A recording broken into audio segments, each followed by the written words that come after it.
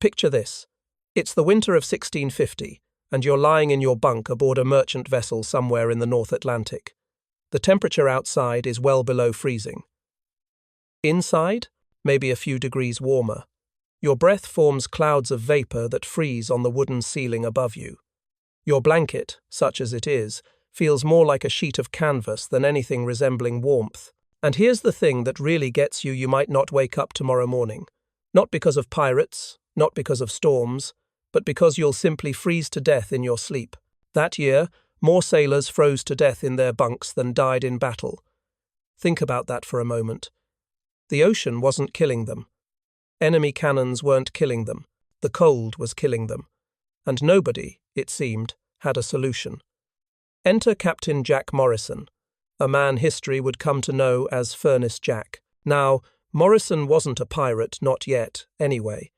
He was commanding a legitimate trading vessel when his ship became trapped in Arctic ice.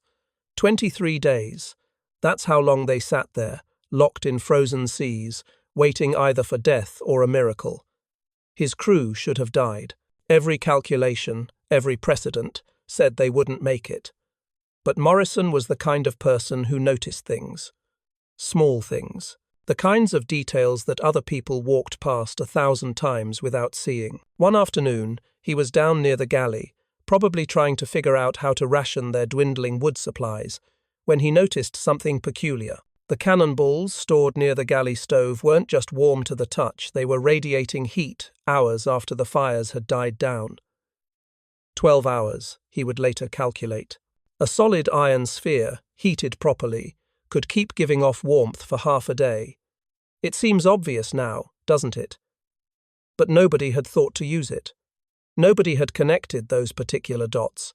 This simple observation would spark a revolution. But Morrison didn't invent this revolution alone. He couldn't have. You see, Northern European fishing villages had been practicing the art of minimal fuel heating for generations. These weren't wealthy communities with endless resources. These were people living on the edge of survival, where a harsh winter could mean the difference between life and starvation. And the knowledge keepers in these villages? Often the grandmothers. The women who'd lived through 60, 70 winters and knew exactly how to make a small fire last all night. They treated their hearth fires like living beings. Oak for long burns, that dense, heavy wood that glowed more than it flamed. Pine for quick heat when you needed it fast. And never, ever mixing the two. Why? Because oak and pine have different burning temperatures, different heat outputs, different characteristics entirely. Mix them, and you're fighting against yourself, wasting fuel trying to balance incompatible energies. When pirates began recruiting from these villages, and they did, because coastal communities produced men who knew ships and weren't afraid of hard work, these recruits brought more than strong backs. They carried centuries of thermal knowledge in their heads, knowledge that had never been written down, never been formalized, but had been tested by the harshest teacher imaginable: winter. Now, before we get too romantic about pirate ingenuity, we need to talk about the prosperity. The year was 1668, and a merchant vessel by that name suffered a catastrophic fire that killed 30 men. 30. The ship was trying to implement some kind of heating system, probably copying something they'd heard about, maybe Viking methods, maybe something else. But they didn't understand the underlying principles. They just knew that someone, somewhere, had figured out how to heat a ship without burning through impossible amounts of wood. The fire started in the crew quarters. The flames spread through the wooden walls faster than anyone could react. Men died trapped in their hammocks, burned alive or suffocated by smoke. It was horrific, it was preventable, and it should have ended heating experiments forever. But it didn't. The pirates learned from this disaster in ways that legitimate merchants couldn't or wouldn't. See, merchant vessels operated under strict hierarchies and regulations. Innovation had to go through channels, had to be approved, had to be tested carefully and documented properly. Pirates? Pirates had a much simpler decision-making process. Does it work? If yes, do it. If no, try something else. What they learned from the prosperity disaster was this: Heat needs to be controlled, channeled, distributed with precision. You can't just make things hot and hope for the best. So they began developing copper pipe systems. Now, copper is expensive. It's heavy. It's difficult to work with, but it has properties that make it perfect for heat distribution. It conducts thermal energy efficiently, it doesn't burn, and it can be shaped into complex configurations. These weren't crude attempts at plumbing. These were sophisticated networks running throughout the vessels, with pipes wrapped in stolen Spanish wool to prevent burns while maximizing radiant warmth. The wool served a dual-purpose insulation, to keep the heat in the pipes rather than dissipating immediately, and protection so crew members could touch or lean against the pipes without injury. By 1680, the economic mathematics had become undeniable. Let me give you some numbers that mattered more than any battle tactic. A typical merchant ship burned 8 cords of wood per week during winter voyages. 8 cords. That's a lot of wood. That's a lot of cargo space dedicated to keeping people from freezing to death. Pirates, through their evolving methods, their accumulated knowledge, their willingness to experiment and innovate, they burned 3 cords per week. 5 extra cords worth of cargo space. That translates to approximately 2,000 pounds of capacity for stolen goods. 2,000 pounds that merchant vessels were literally burning while pirates were filling with treasure. Smart pirate captains started recruiting differently. Fighting skill still mattered, sure, but a carpenter who understood thermal dynamics, who knew how heat moved through materials, who could look at a ship's interior and visualize where warm air would rise and cold air would pool, that person was worth 3 expert swordsmen, maybe 4. Because here's the thing about piracy that often gets lost in the romance and adventure of it all. It was a business. A brutal, violent, illegal business, but a business nonetheless. And businesses run on efficiency. The pirates who survived, who thrived, who built fleets and reputations, they weren't just good at fighting, they were good at keeping their crews alive, warm, and functional in conditions that killed their enemies. Morrison's observation about heated cannonballs had opened a door. The knowledge from northern European villages had provided the foundation. The disaster of the prosperity had taught the crucial lesson of controlled distribution, and now, as the 17th century moved into its final decades, pirates were about to perfect these innovations into something extraordinary, something that would transform not just piracy, but eventually the entire maritime world.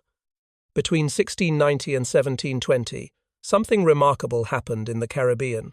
Now, when you think of the Caribbean, you probably think of sunshine and tropical heat, right? Not exactly the place where heating innovation would matter, but here's what you need to understand. Pirates didn't just operate in the Caribbean. They ranged up and down the Atlantic coast, into the North Atlantic, around Africa. And even in the Caribbean, winter nights at sea could get surprisingly cold, especially when you're soaked from spray and the wind is cutting through wet clothes. The Caribbean became a laboratory, a place where pirates from different backgrounds, English, Dutch, French, African, Irish, all brought their knowledge together. And when you combine different traditions, different ways of thinking about the same problem, that's when real innovation happens. Blackbeard. You know the name. Edward Teach, the most famous pirate in history, the man with lit fuses in his beard, the terror of the Atlantic. But here's something you probably didn't know. His flagship, the Queen Anne's Revenge, featured copper pipes running beneath the deck planking, radiant floor heating. 2 centuries before it became common in homes. 2 centuries. Think about that for a second. While European aristocrats were still huddling around fireplaces in drafty castles, pirates on the Queen Anne's Revenge were walking on heated floors. The pipes channeled heat from the galley throughout the ship, warming the wood itself, which then radiated that warmth upward. Your feet stayed warm, the air near the floor stayed warm, and warm air rises, so the entire space benefited. But Blackbeard didn't figure this out alone. His cook, a freed slave named Abraham, combined techniques from 2 entirely different traditions. African clay banking, a method of surrounding fires with clay that absorbs and slowly releases heat with Norse double-wall construction. The Norse had figured out centuries earlier that if you build two walls with an air gap between them, that gap acts as insulation. Abraham understood both systems. He merged them. The cooking areas on the Queen Anne's Revenge needed 60% less wood than British naval galleys of comparable size. 60%. Let me say that again. 60% less fuel for the same amount of heat and cooking capacity. The implications were staggering. And here's where things get really interesting from a social perspective. Aboard these warm ships, the entire hierarchy started to shift. The position of cook, traditionally one of the lowest ranks on a vessel, elevated to third in command. Third, right after the captain and the quartermaster. Not because pirates suddenly developed refined culinary tastes, but because the cook controlled the heat. The cook understood the thermal dynamics. The cook literally determined whether the crew would be comfortable or miserable. Communal sleeping arrangements developed naturally around heat sources. Pirates weren't individualistic in the way we often imagine. They couldn't afford to be. Hammocks were arranged in careful patterns to maximize warmth distribution. The warmest spots went to the sick and injured first, then rotated among the crew. They developed a saying that captures this perfectly. Cold crews mutiny. Warm crews share their bounty. It's practical wisdom dressed up as pirate poetry. A cold, miserable crew is a dangerous crew. They're thinking about their discomfort. They're angry. They're looking for someone to blame. But a warm crew? They're thinking about the next prize, the next port, the next adventure. Warmth wasn't just comfort, it was strategic crew management. Mary Read and Anne Bonny. Two of the most famous female pirates in history. Their capture of the merchant vessel Loyalty in 1719 has been told and retold, usually focusing on their fighting prowess and cunning tactics. But the real story of that capture is about temperature. It was a 14-day winter siege. The Loyalty had superior numbers and weapons. They should have won.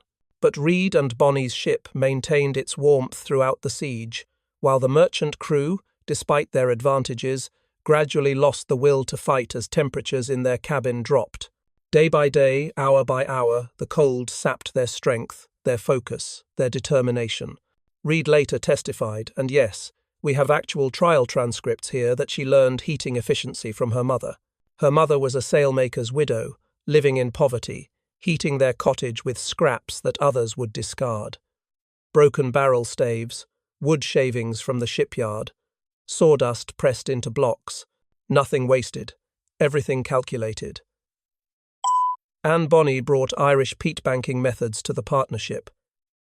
If you've never seen peat banking, it's almost magical. You arrange peat partially decomposed plant matter in specific layers with specific spacing. You light it carefully, and then that fire can smolder for days, sometimes weeks, producing steady heat with minimal attention. Bonny showed crews how to maintain ember beds that could be rekindled with almost nothing. A bit of kindling, a few breaths of air, and the fire roars back to life. Now, as these heating methods became more sophisticated, something you might not expect happened. Secrecy. Pirates are often portrayed as chaotic, disorganized criminals.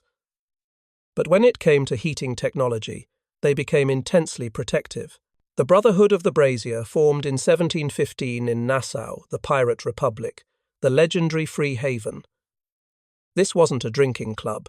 This was a professional organization that guarded heating secrets more carefully than treasure maps. Members swore blood oaths.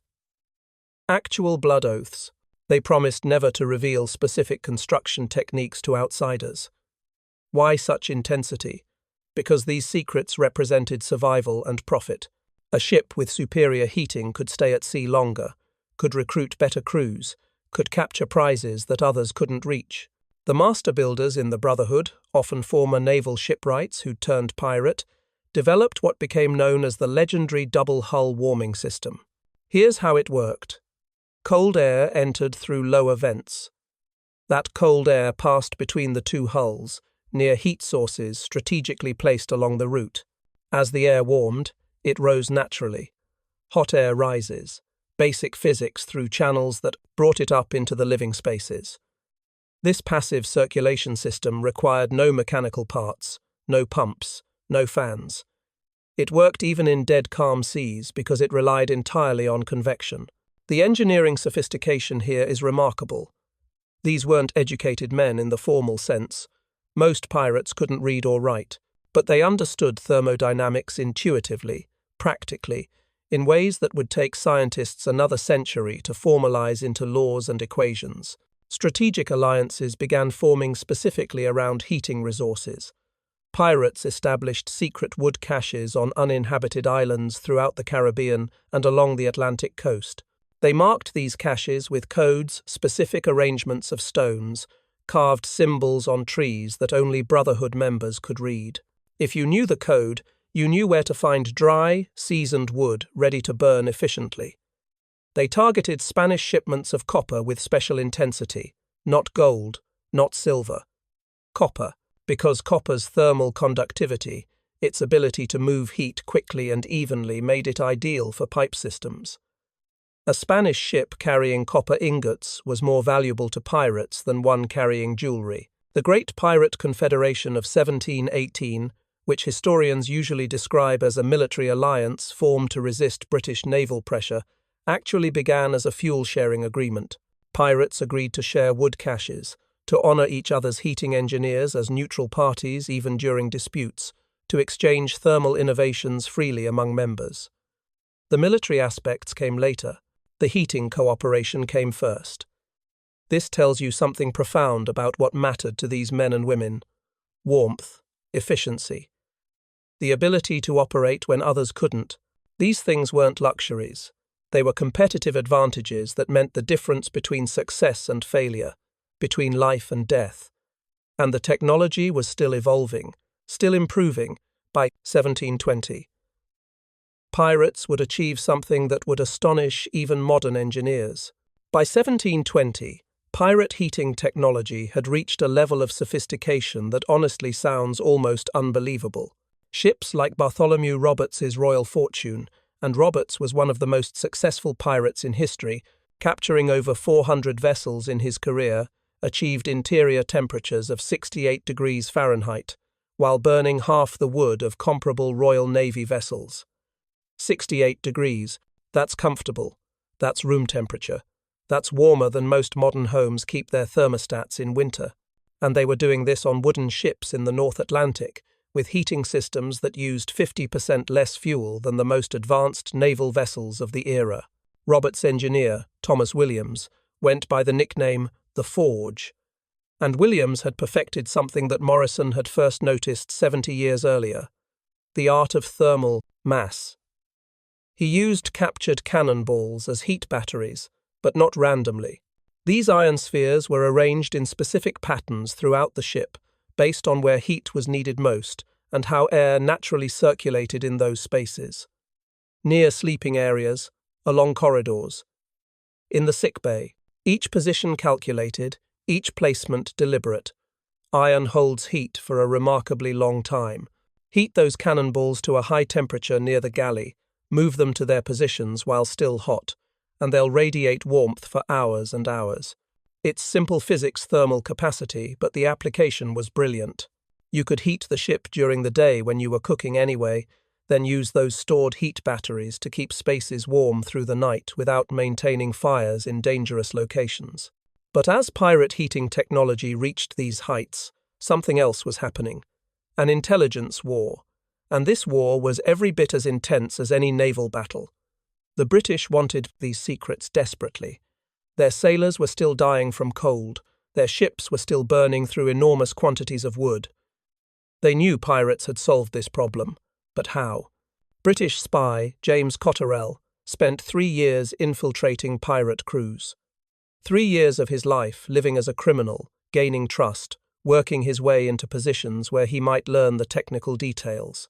And eventually, he succeeded. He stole plans for the double hull system. The British Admiralty must have been thrilled. Finally, they had the secrets. They could replicate pirate efficiency and give their navy a massive advantage. Engineers set to work building prototypes based on Cotterell's stolen plans. Except the pirates had anticipated this. They'd known someone would eventually succeed at spying on them. So they'd created false documents, deliberately. These fake plans showed designs that looked plausible, that seemed sophisticated, but that were subtly, crucially wrong. Impossible. Designs that wasted 18 months of British naval engineering efforts before anyone realized they'd been deceived. Think about the level of sophistication required to pull this off. These were supposedly uneducated criminals, and they'd run a counterintelligence operation that fooled the British Navy's best engineers for a year and a half. They understood their own systems well enough to create convincing but flawed copies. That's not just technical knowledge, that's strategic thinking at a very high level. The Spanish tried a different approach. They offered pardons and noble titles to any pirate who would reveal heating secrets, and some pirates took these deals. Who wouldn't? A pardon means you can stop running. A noble title means wealth and status. Several pirates accepted Spanish offers, travelled to Madrid or Seville, and sat down with engineers to explain the heating systems, only to discover that the pirates had compartmentalized their knowledge. No single person knew the complete system. The carpenter knew how to build the double hull structure, but didn't know the optimal pipe configurations. The metalworker knew the pipe layouts, but not the specific mixture used to seal connections. The cook knew operational procedures, but not construction details. Each person knew their piece, and only their piece. This wasn't accidental. This was deliberate security architecture. Even if someone betrayed the Brotherhood, even if they wanted to reveal everything, they couldn't. They didn't have everything to reveal. Captain Edward Edwards earned his nickname Ember through his absolute mastery of heat management. In 1728, British forces captured him after a running battle off the Carolina coast. They wanted what he knew. They needed what he knew, and they were willing to do whatever it took to extract that information. Edwards was tortured. I'm not going to describe the details, they're documented in British naval records, and they're horrific. But after days of interrogation, after suffering that most people can't even imagine, Edwards still refused to reveal the complete heating system. His last words before he died have been recorded in multiple sources. "My warmth dies with me." Pirates made him a martyr. His sacrifice became a rallying cry throughout the Caribbean and beyond. Songs were written about Ember Edwards. Stories were told in taverns and on ship decks. And his death accomplished what he intended. The specific mixture of whale oil and pine tar used to seal heat pipes remained secret for another decade. But here's something fascinating. While pirates were dying to protect these secrets, those same secrets were gradually, quietly, slipping into mainstream maritime culture. The economic pressures were just too powerful to resist. Insurance companies in London began offering lower rates to merchants who employed former pirate heating engineers. Think about what that means. Insurance companies, conservative, risk-averse financial institutions were incentivizing the hiring of former criminals based purely on the value of their technical knowledge. The math was simple. Ships with efficient heating had healthier crews, suffered less weather damage, completed voyages more reliably. They were better risks. Colonial American shipbuilders in Boston and Philadelphia actively recruited pirates pardoned under various amnesty acts. Britain and other nations periodically offered pardons to pirates who would give up their criminal ways, and many pirates accepted these offers when they got older or tired of running. These former pirates found ready employment in shipyards, where their thermal knowledge was valued above their criminal past. Above their past, you understand? Shipbuilders didn't care that you'd murdered and stolen. They cared that you knew how to keep a ship warm efficiently. By 1740, pirate heating had become a selling point for passenger vessels. Of course, they didn't call it that. They advertised Caribbean thermal innovation or advanced maritime climate control or similar euphemisms. You couldn't very well tell wealthy passengers that the nice warm cabin they were enjoying had been designed by murderous criminals. But that's exactly what it was. The philosophical implications of all this go deeper than you might expect. pirates had developed an environmental ethic 2 centuries before environmental thinking became mainstream. Not from idealism, let's be clear about that. Not because they cared about nature or wanted to protect forests. From necessity. Pure survival necessity. Every piece of driftwood was evaluated for its burning properties. Crews learned to read smoke patterns to maximize combustion efficiency. Dark smoke meant incomplete burning, wasted fuel. White smoke meant good combustion, efficient heat. They could tell you which woods produced the most heat per pound, which burned cleanest, which left the most usable ash. This wasn't just practical knowledge, this was a complete worldview where waste meant death and efficiency meant freedom. Pirates couldn't afford to waste anything. They couldn't just dock at a port and buy more wood when supplies ran low. They were outlaws. They had to be completely self-sufficient, and that constraint, that absolute requirement for efficiency, drove them to develop practices that we're only now recognizing as environmentally sustainable. But the golden age of piracy was ending. Naval forces were getting better at hunting pirates. Ports were closing to them. The economic conditions that had made piracy profitable were changing. And as piracy declined, what would happen to all this accumulated thermal knowledge? That's where our story takes its final turn. The capture of the pirate vessel Black Swan in 1751 changed everything. This wasn't just another pirate ship seized by the Royal Navy. This was different. The Black Swan has been abandoned by its crew when cornered. They'd escaped in small boats, leaving the ship intact. And for the first time, British naval engineers gained access to a complete, fully functional pirate heating system. They spent weeks examining every detail, measuring pipe diameters, testing material compositions, documenting installation patterns. And what they found astonished them. These weren't crude improvisations. The detailed diagrams they produced showed innovations that wouldn't be reinvented in land-based architecture for another century. Heat exchangers that captured waste heat from cooking fires, thermal mass storage using various materials arranged for optimal heat retention and release, passive air circulation systems that required no external power, no mechanical parts, just clever exploitation of natural convection. One British engineer wrote in his report, and I'm paraphrasing here because the original uses very formal language that he felt like he'd discovered, technology from the future. That's essentially what he said. He couldn't believe that illiterate criminals had developed systems more sophisticated than what the best minds in London and Cambridge had created. But someone else had been paying attention to all of this. Samuel Hartley, former pirate engineer turned legitimate innovator. And Hartley made a decision that risked his life, but would ultimately save thousands of others. In 1755, he published A Treatise on Maritime Heating. Now, you have to understand what this meant. Britain and other nations still executed pirates when they caught them, pardons notwithstanding. Hartley was confessing, in print, to having been part of pirate crews. He was revealing his criminal past to the entire world, but he did it anyway. He was clever about it, though. The book carefully omitted any mention of his pirate history. Instead, he attributed innovations to Caribbean maritime traditions and seafaring wisdom passed through generations. He framed everything as if these were folk practices that he'd simply documented and systematized. The authorities probably suspected the truth, but they had no proof, and the knowledge was too valuable to suppress over suspicion.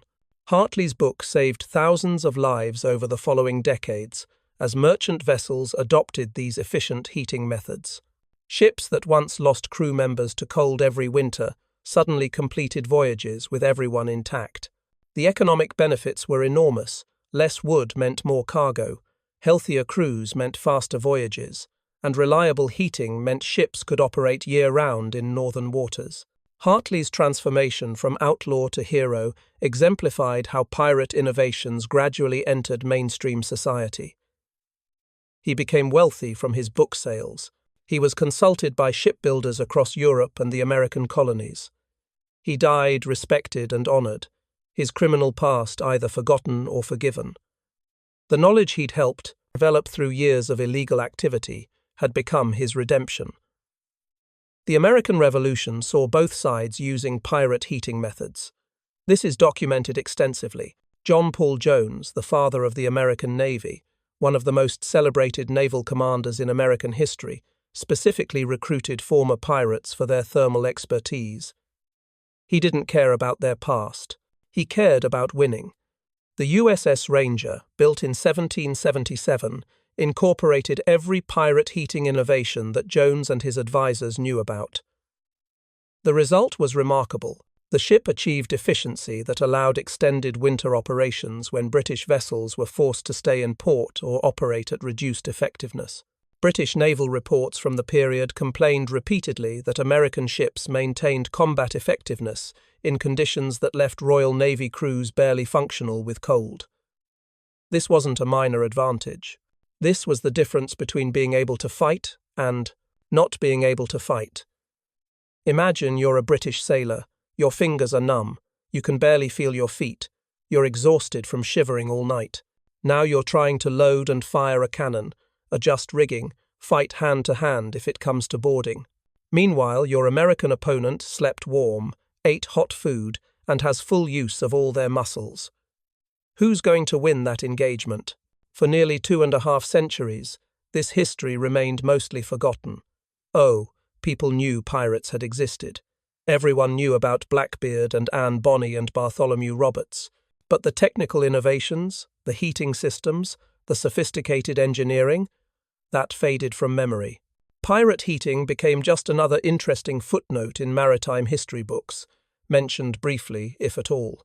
Then, in 1998, archaeological excavations of pirate ships in the Caribbean began revealing something extraordinary.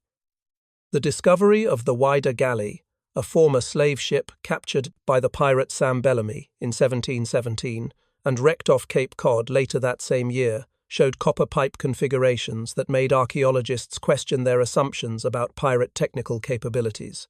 These weren't supposed to be sophisticated people. The historical narrative had treated them as simple criminals, brutal and ignorant. But the physical evidence showed something completely different. The Whydah's heating system achieved heat distribution patterns similar to modern radiant floor heating. Similar to modern systems. Computer modeling in 2010 using software that can simulate heat flow and air circulation with extraordinary precision proved something remarkable. Golden Age pirate ships achieved thermal efficiency ratings of 78%. 78%. Modern homes, with all our technology and building science and insulation materials, average 55% thermal efficiency. Let that sink in for a moment. Pirates from 300 years ago were better at heating their spaces efficiently than we are today. They did it with wood fires, copper pipes, and thermal mass. We do it with furnaces, heat pumps, smart thermostats, and advanced insulation, and they beat us. Today's maritime industry still uses principles developed by pirates. Modern cargo ships employ heat recovery systems that echo pirate galley designs, capturing waste heat from engines and cooking facilities to warm crew quarters. Yacht designers study pirate cabin layouts for optimal warmth distribution, understanding that centuries of practical testing produced arrangements that work better than computer-generated alternatives.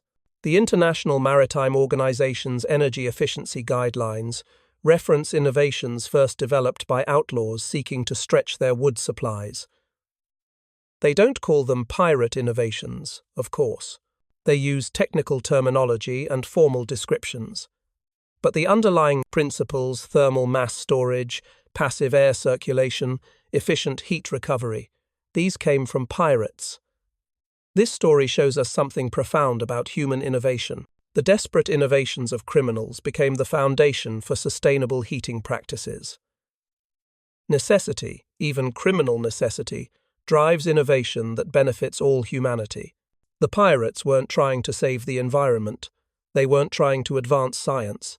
They were trying to survive and profit. But their solutions, born from desperation and enforced efficiency, turned out to be better than the solutions developed by wealthy institutions with endless resources. Sometimes the best innovations come from the people who have the least margin for error. Sometimes the most sustainable practices emerge from the most constrained circumstances. The next time you read about heating efficiency, about passive house design, about thermal mass and radiant systems, remember where these ideas were perfected, not in universities or research laboratories. On pirate ships, in the golden age of piracy, by outlaws who just wanted to stay warm enough to keep stealing. History is strange that way. The lessons come from the most unexpected places.